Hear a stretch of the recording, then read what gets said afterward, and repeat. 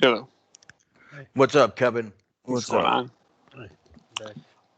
I'm all over the place now. I had to go. Do I still have the hum? No, you're good. And we jumped to the Mass Public Minutes. So Right. Let's Great. not talk at all before this, or Disco might get mad that we're using material that we should be using on the segment. Yeah, good. It's an excellent point. And Right. All right. You ready, Kevin? I'm ready. Yo, we're back with Disco's favorite segment of it's the not show. my favorite segment. Hey, we're headed. The Mass Republic Minute. What did Klein you? Rock, why are you not on video? I've got too many other things going on right now to bless you with my my presence. You're naked, come right? on. Were you masturbating? Wow. You're masturbating. Is weren't you? it? I mean, wait, Or are you Joe, masturbating? Joe, Why are you not video? You were on video a couple weeks ago. Why have you elected not to do video? I have elected not to do video because I am somewhere where I can't be doing video right now. All right. There you go. Deep food. All right. It's unprofessional.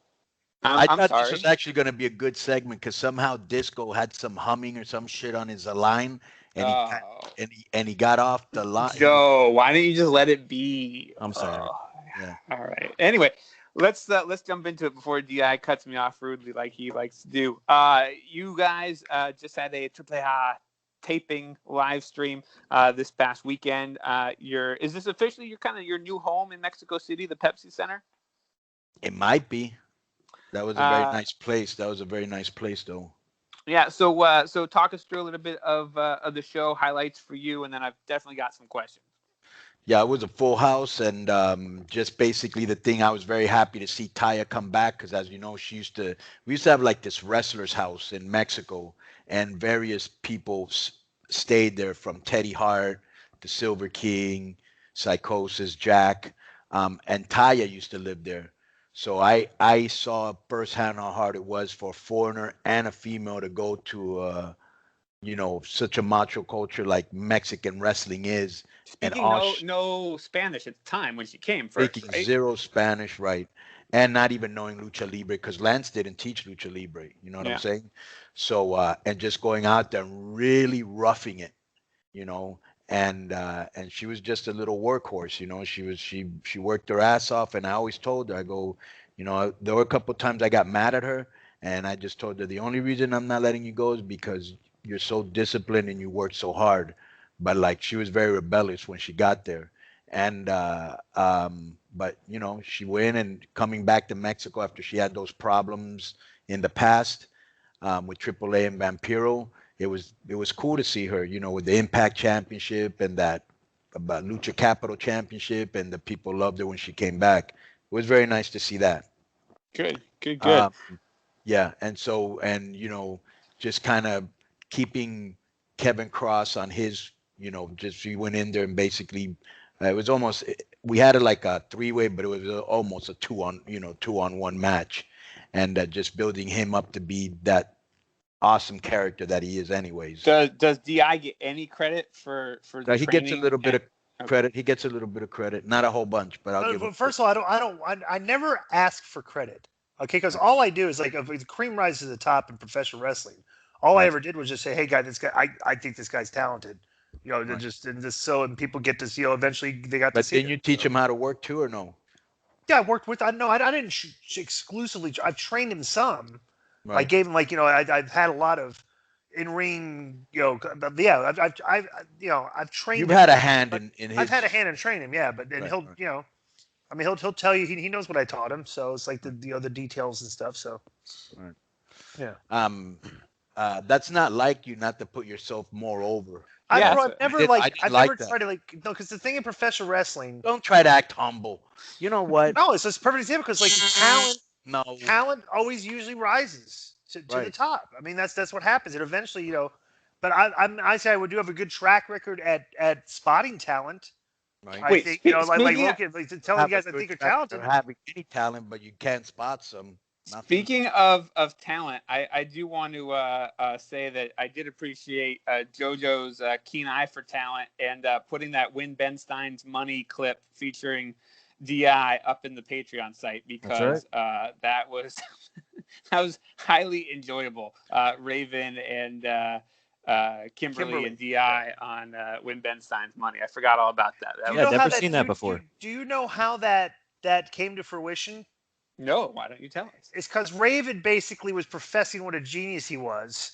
Of course. Okay, like the people like telling everybody how smart he was, and I think that they had gone to, like it was approached or something like to be on the show, and then he basically kind of like endorsed. He said, "Hey, you should get Glenn, Disco and Kimberly Page on too."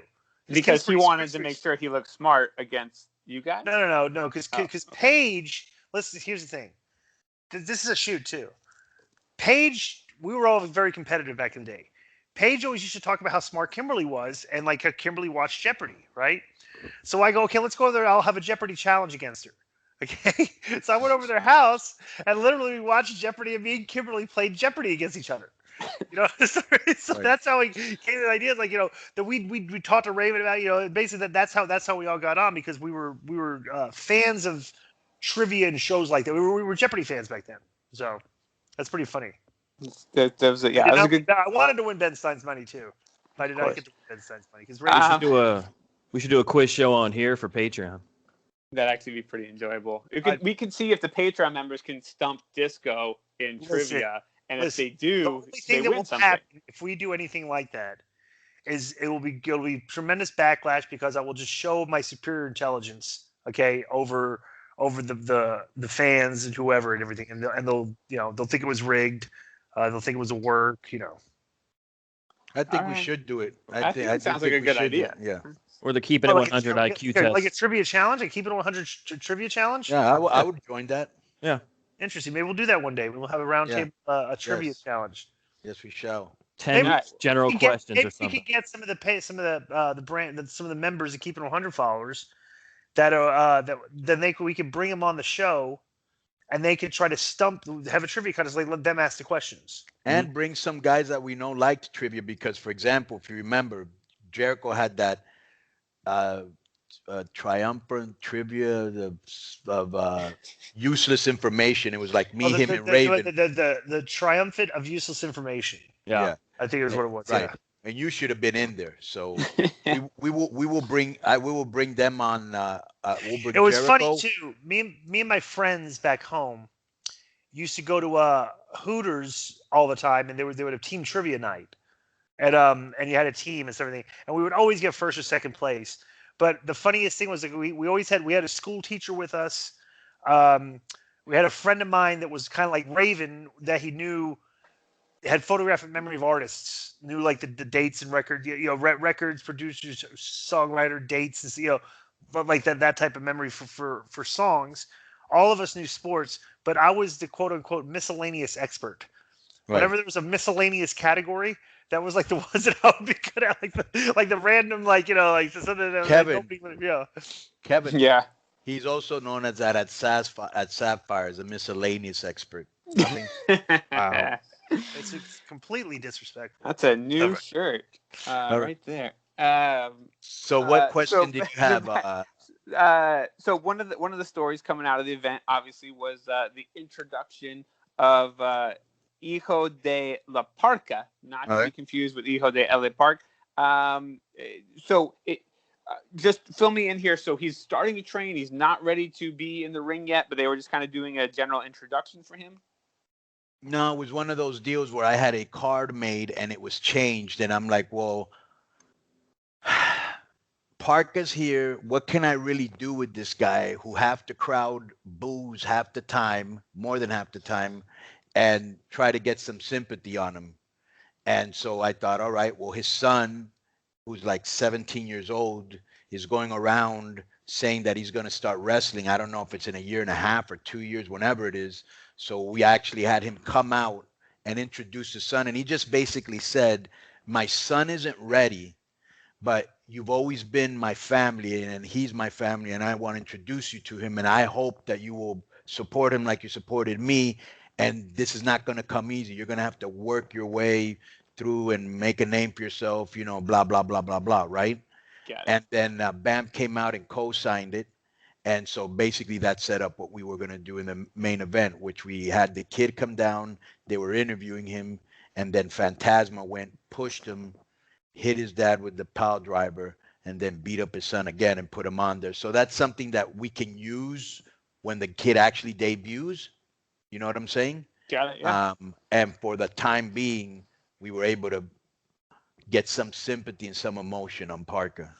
Got it. And Vampiro continues to challenge you to loser leaves town, loser leaves AAA match that I suppose perhaps eventually down the road we'll see. I had a couple people comment. That's a 50-50 at best. Yeah. Well, as we know in Lucha Libre, a lot of these challenges get thrown out that don't ever materialize. Right.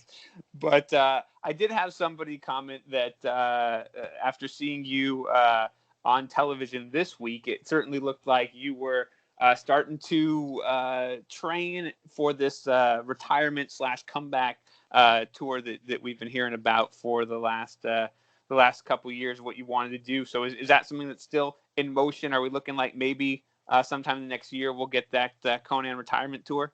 Oh yeah, 1,000%. Yeah, 1,000%. Yeah. Nice. And what's next for AAA? You guys have another taping coming up shortly, right? Right. Tampico Saturday. Psycho Clown and Scorpion Vikingo. This is gonna be a huge year for him. Like huge. Oh yeah. Laredo. Nino Hamburguesa. This is going to be a huge year for Nino Hamburguesa too. The people absolutely love that guy.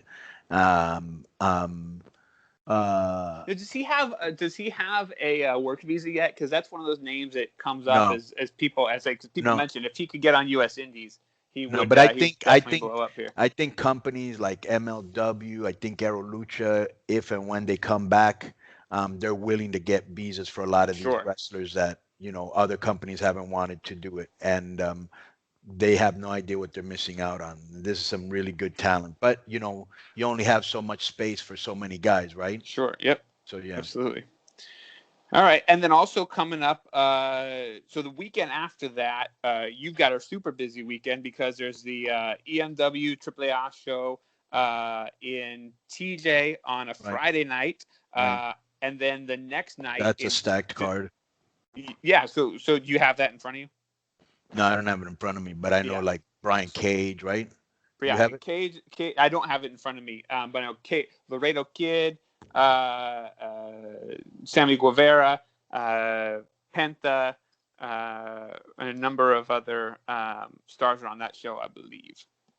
Yeah. And then the next night you are in Philadelphia for MLW for the Super Fight show, and it's going to be you with the Lucha Brothers taking on the Hart Foundation. That should be a great matchup.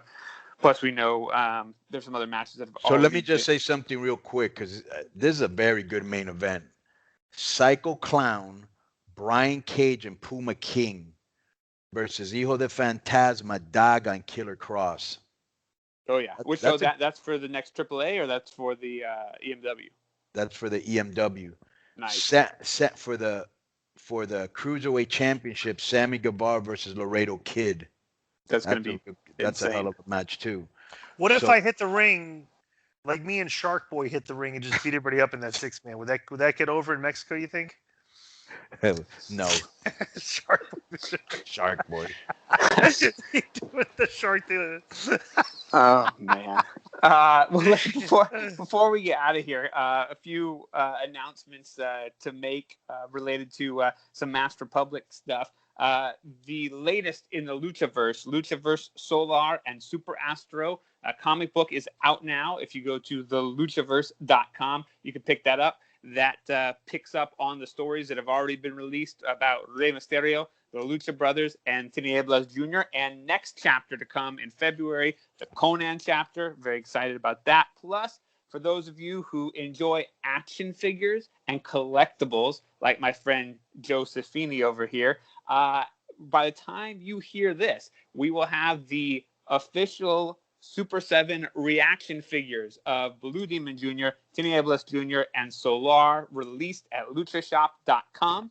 You can now, what did you call this? Something reaction figures? So so the kind of action figure they're called reaction figures. Do you remember in the 1970s the very first Star Wars toys from Kenner? They were about 3.5 inches tall. They were really the first kind of collectible. So they are the same kind of model, same style as those original Star Wars figures. Is that something like coming back, like retro?